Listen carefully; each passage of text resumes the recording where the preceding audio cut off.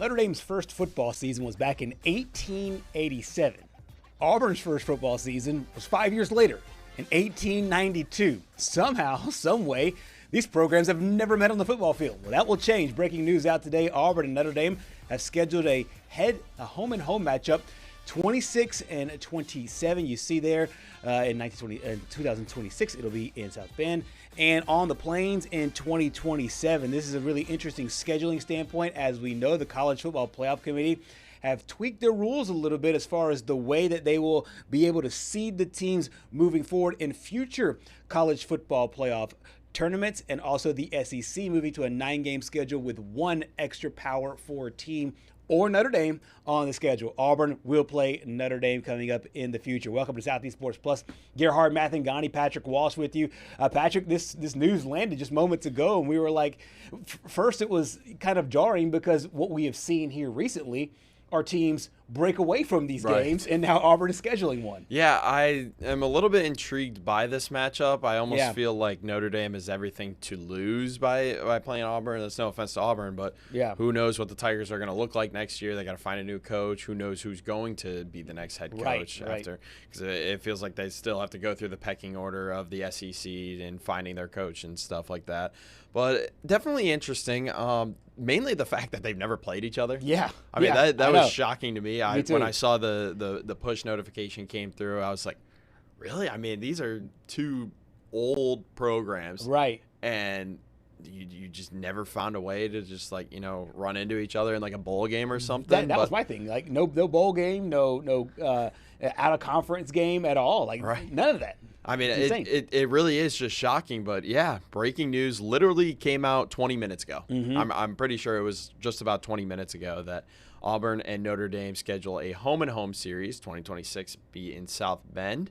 That'll be a good test for whoever is the next head coach of the Auburn Tigers. And they'll get their first test right there and then in 2027 on the Plains. So, Gerhard, what do you think about this matchup? Do you agree with basically like what I'm saying is like Notre Dame has everything to lose, Auburn has everything to win? Right. No, 100%. Auburn has everything to win in this, and Notre Dame has everything to lose. I do think that when that game is in Auburn, it will draw a very, very good crowd. So I think if you're Auburn, there's another big, huge factor with this. But also, and Pete Thamel reported this, I want to give him credit. Yes. He said it talks about this series also factored into Auburn's decision to move that Baylor game to a neutral site. So remember, I was wondering about that. Yes, so that the Auburn-Baylor game, I think a lot of people were scratching their heads, us included, or myself included at least, of why move that game to Atlanta. I saw a little bit of the rationale. Some of it was also because of NIL money that was potentially going to be able to be available for the student athletes for Auburn into that matchup. Well, if you know down the pipe that you're going to play Notre Dame in a home game, in a true home game, that does give you leverage for a Baylor game where you can now move it. So now, to me, clarify, rationalize the decision to move the Baylor game to Atlanta, because you can probably more than recoup what you would get for that game day experience there with Notre Dame in. So obviously the news, it would make more sense if it was flipped, if we learned about the Auburn-Notre Dame series first and then we learned about the news to move the Baylor game. But it does kind of crystallize it a little bit for me. And honestly, we're going to get into the college football playoff rankings here in just a minute, but it just feels like Notre Dame, if they lose this game, it doesn't really help. That's not really a resume booster, whereas, if they did go on to beat Texas A&M again this year, that could have been a huge resume booster. Absolutely. Put them in the college football playoff, no question. But it's definitely interesting for me.